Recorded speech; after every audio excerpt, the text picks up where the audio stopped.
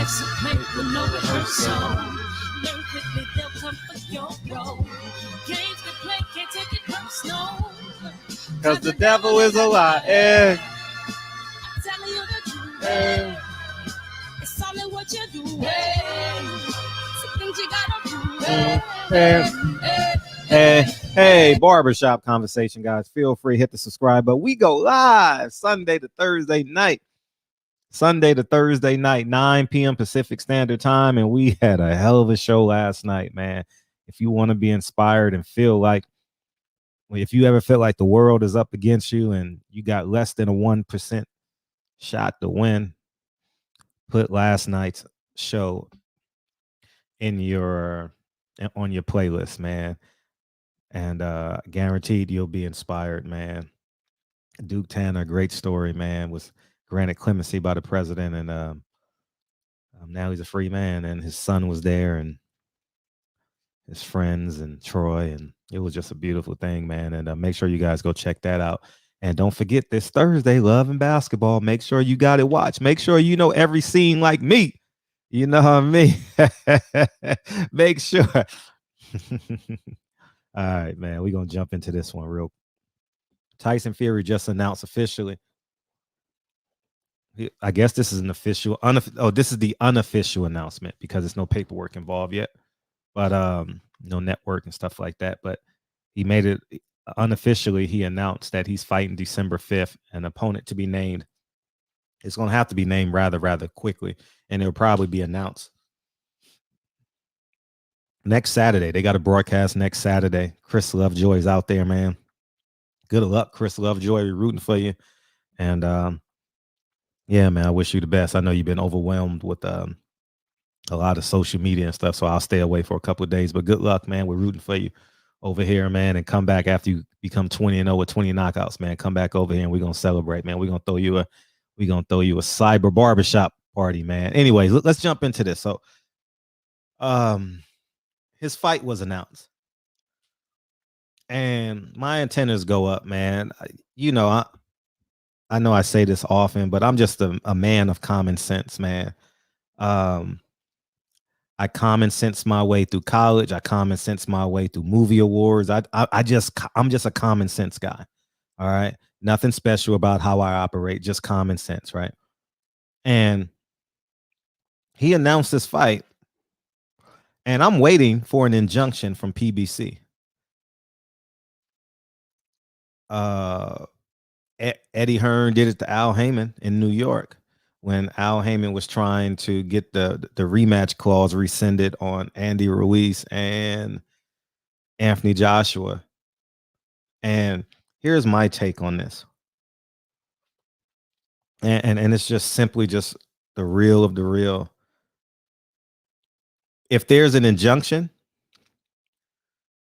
meaning a lawsuit on Tyson Fury, ESPN, Frank Warren, MTK Global, that's what it is, then it all makes sense, right? But if there is no lawsuit and Tyson Fury is able to fight, it's fishy to me. It's real fishy to me, because I'm going to say this, and I'll take this shit to the grave. Deontay Wilder ain't turning down no Tyson Fury fight. Y'all can kiss that shit. Y'all can miss me with that shit. No one on God's green earth can prove to me or can make me believe anything other than Deontay Wilder wants Tyson Fury as bad as he wants to breathe. You know the Eric Thomas quote? Well, it's the edited version is, when you want Tyson Fury as bad as you want to breathe, that's when you'll be successful. You know what I'm saying? And that I spoke to Deontay Wilder 2 days after the fight, and I texted him one time thereafter, and we just had a quick conversation. And I was just reaching out to say what's up to him. And I talked to Tay Jones, that's my brother. I talk to him quite often, and there's no way.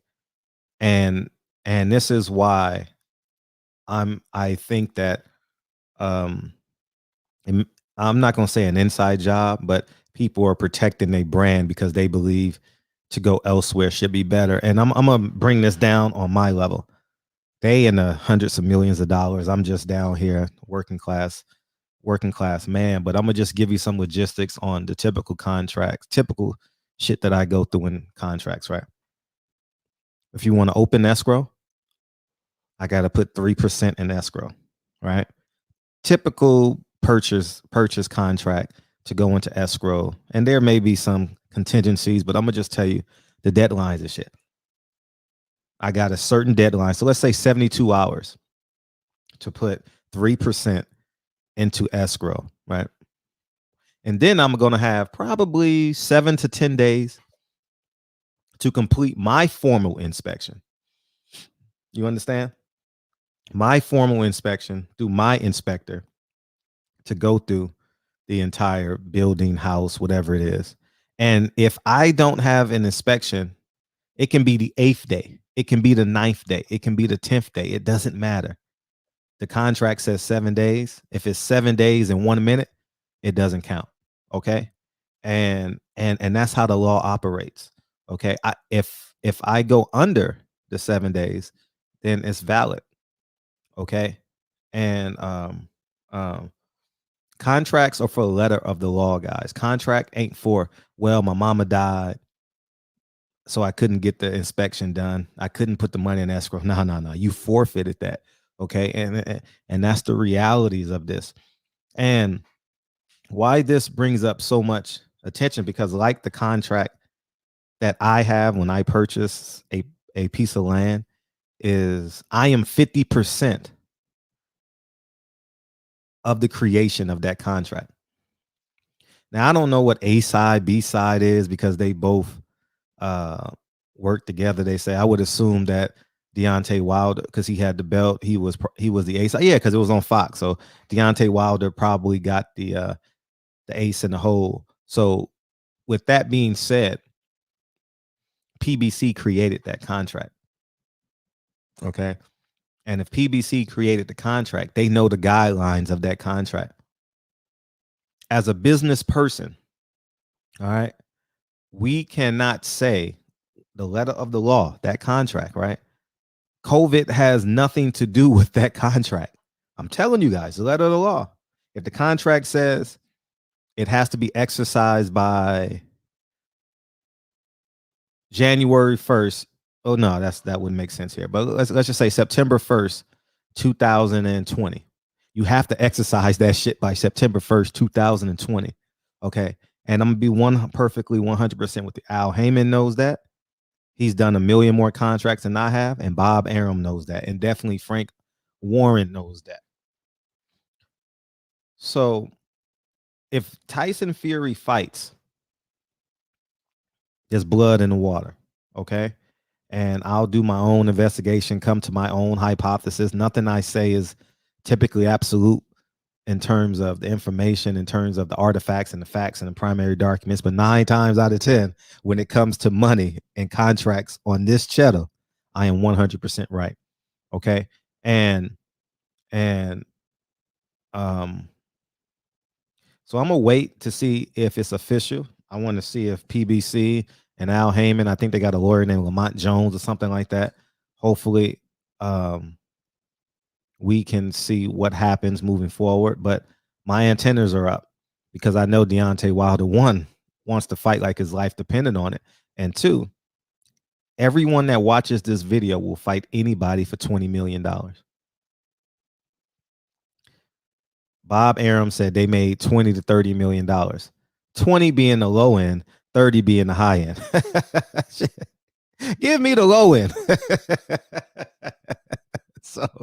so no one's turning down that fight. Even if you don't believe you can win, no one is turning down that fight. I'm going to repeat this. No one on the earth, if you're healthy and like no one's turning down $20 million for a fight. You could be scared as all outdoors. No one is turning it down. Okay. And that's the truth. And especially like a guy like Tyson Fury, who is a boxer, not a puncher, you definitely don't turn that down. So I want everyone to pay attention. Okay. There's going to be a lot of details that come out. Okay. And if Deontay Wilder don't get this fight, it's business, guys. It's simply business. And for us to say we like this promoter because of A and we like that promoter because of B, it doesn't matter. It's all about the money. Okay. All right. It's all about the money. Okay. And and if Tyson Fury fights, and I'm gonna say this respectfully, and I want everyone to pay attention to me when I say this, and maybe I'll do a separate video. If Tyson Fury fights on December 5th, I want to revisit that Lou Bella incident with the zone. Okay. I want to revisit that, and I want to have a real open and honest dialogue with myself, obviously. Yeah. I feel like we're family, man, because we at the barbershop every night, man. And last night was a great indicator of the brotherhood that we're creating. We had some beautiful women in there as well, man. And my 7th grade school teacher was in there, man. Love him to death, man.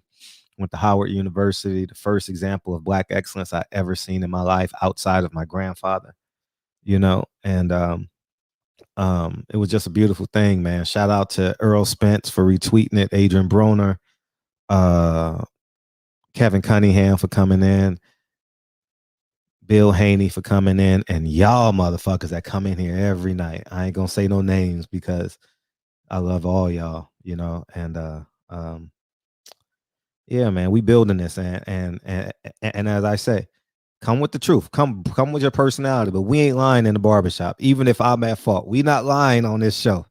We not gonna lie, okay? And 9 out of 10 times we gonna do it respectfully. We gonna tell the truth respectfully, but sometimes we niggas, man, and we put personality and adjectives and similes and metaphors on it. But at the end of the day, if Deontay Wilder don't get that rematch, we need to re-examine how Black men, how fans visually see boxing.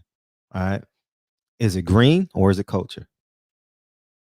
All right. And we're gonna have that conversation on this honest platform. Okay. And it's just what I believe. So shout out to everybody. We gonna see. And it's just the truth, man. And just do right. I just want us to do right by Deontay Wilder, man. You know what I mean? I would advocate on anyone's behalf as it pertains to this, man. You know, just do right by him, man. If hopefully that contract, man, you know what I mean? This ain't Ocean's 11, man. Inside Job, Ocean's 11, Ocean's 12. You know what I mean? The Godfather. No inside jobs, man. Inside, that's a movie, right? The Inside Job. So anyhow, man, barbershop conversations. Tonight we're off. Enjoy boxing. We got Khabib coming up in about an hour. I'm gonna figure out how to watch that shit. I got some chores around the house. So I'll figure that shit out. And 2, shit, we have tonight. I just remembered tonight. I saw this shit online. We have a Showtime card tonight, man. Steven Espinoza, man. You got to start doing interviews on these YouTube platforms because we don't know when your motherfucking ass is fighting, all right? Or you got to have Chris de Blasio. I know you busy. Steven Espinoza is a busy man. We disagree on Paulie Malignaggi, but he's good for boxing. I genuinely believe he's overall good for boxing. What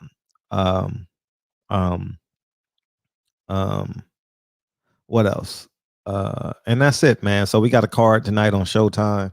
We could pass the time with that shit. Do the Dodgers play tonight? Dodgers play tonight. I'll be home with my feet up, man, editing. I'm gonna edit that Duke Tanner interview, man, and I hope it'll be coming out this week. Pieces and pieces and pieces of it be coming out throughout the week, man. It's just an incredible story, man. Go back to yesterday's live we did. Beautiful show, man. Barbershop conversations. I love y'all. And keep your ears to the ground, man. All right. Keep both hands on the railroad tracks, man, so you know which direction the next train is coming, y'all. Barbershop conversations, man. We in here for the truth, y'all. Barbershop conversations. Feel free, hit the subscribe button. I'll talk to you guys soon. Peace.